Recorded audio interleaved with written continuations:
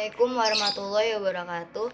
Saya Holia Rosida dengan NIM 2319211 ingin menyampaikan tugas akhir semester dari mata kuliah Ilmu Pendidikan, yaitu mempresentasikan hasil resensi dari buku novel yang berjudul Serdadu Kumbang. Novel ini ditulis oleh Rain Sudori Sorjatmojo dan diterbitkan di Gradean Media Tama, halaman dengan halaman 128 halaman cetakan pertama, dan bentuk covernya soft cover kategori anak-anak dengan teks Indonesia dan Inggris. Latar belakang penulis yaitu Rain Sudori Sorjatmojo memang memulai jalannya sebagai penulis cerita pendek sejak usia 14 tahun di harian berbahasa Inggris di Jakarta Post. Di ruang cerita pendek yang lazimnya diisi karya sastra penulis dewasa. Lahir di Jakarta 10 November 1994, Rain kini duduk di kelas 11 atau kelas 2 SMA di Jakarta. Sejak 2 tahun silam, Rain sudah menghasilkan sekitar 9 cerita pendek yang seluruhnya ditulis dalam bahasa Inggris dan dimuat di harian di Jakarta Post. Selanjutnya, sinopsis dari cerita novel ini yaitu Amek adalah seorang murid di SDN 8. Ia adalah salah satu murid yang tidak lulus tahun lalu.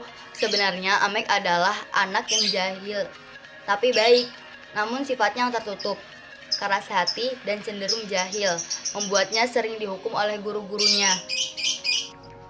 Namun berbeda dengan Minun kakaknya, dia sering menjuarai lomba matematika sekabupaten.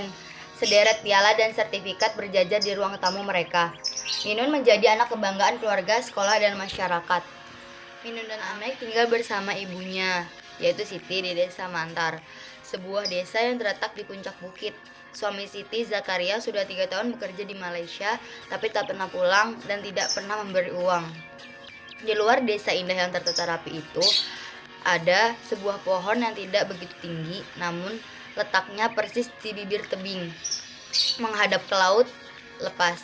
Orang-orang kampung menyebutnya itu pohon cita-cita. Pohon itu memang unik, hampir di setiap dahannya terikat tali yang menjulur ke bawah.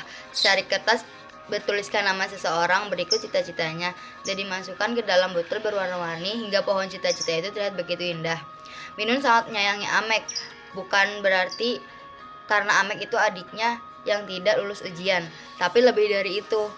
Amek memiliki kekurangan sejak lahir, bibirnya yang sumbing dan sering menjadi bahan lelucon teman-temannya. Namun di balik kekurangannya itu, Tuhan memberikan banyak kelebihan. Salah satunya, ia mahir berkuda. Seringkali apabila seseorang bertanya apa cita-cita Amek, ia tidak pernah menjawabnya, sekalipun itu gurunya. Amek takut kalau orang-orang akan menertawakannya. Ia sadar kekurangan yang ia miliki telah menjauhkan dari cita-citanya. Namun di akhir cerita dari Serdadu Kumbang ini, Amek tahun berikutnya dia lulus ujian di tahun berikutnya. Dan Amek hidup bahagia meskipun Minun tidak bersamanya lagi. Yang berikutnya adalah kekurangan dan kelebihan pada novel.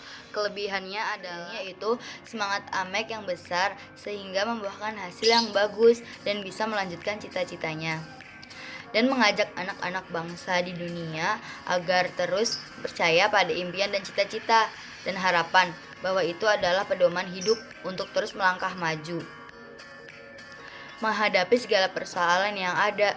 Jangan jadikan kekurangan kita sebagai penghambat cita-cita, tapi lihatlah kekurangan itu sebagai motivasi dan kelebihan yang hanya ada pada diri kita, agar kita lebih bersemangat dalam belajar. Berikut kekurangan novel yaitu tidak sepantasnya di era globalisasi seperti sekarang ini, apalagi zaman sudah serba canggih, pasti percaya terhadap paranormal, karena hanya bisa mengabulkan doa kita adalah usaha, tekad, kerja keras, dan selalu berdoa memohon kepada Tuhan agar kita bisa lulus ujian, bukan meminta kepada paranormal. Sekian presentasi resensi buku novel dari saya. Kurang lebihnya mohon maaf apabila ada kata yang kurang baik. Wassalamualaikum warahmatullahi wabarakatuh. Sekarang ibu mau tanya, di antara kalian ada yang punya cita-cita jadi guru?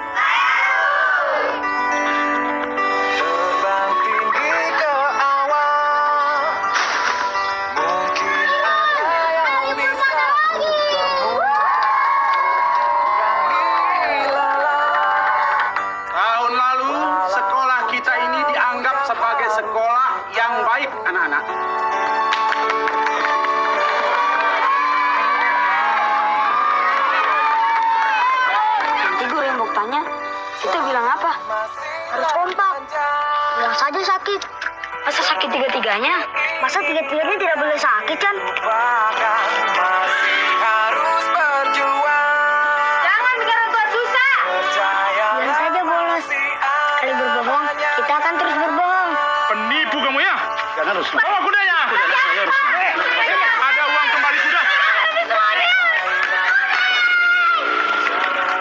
Saya mau sekolah, Bu.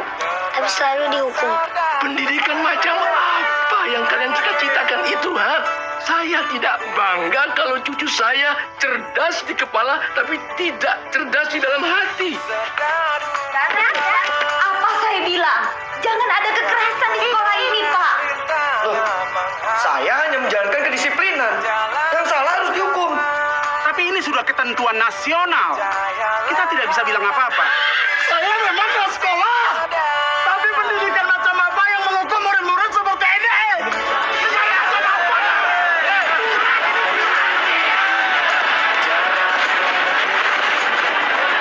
Jangan dikira jadi petani, TKI, nelayan, kalian tidak harus sekolah.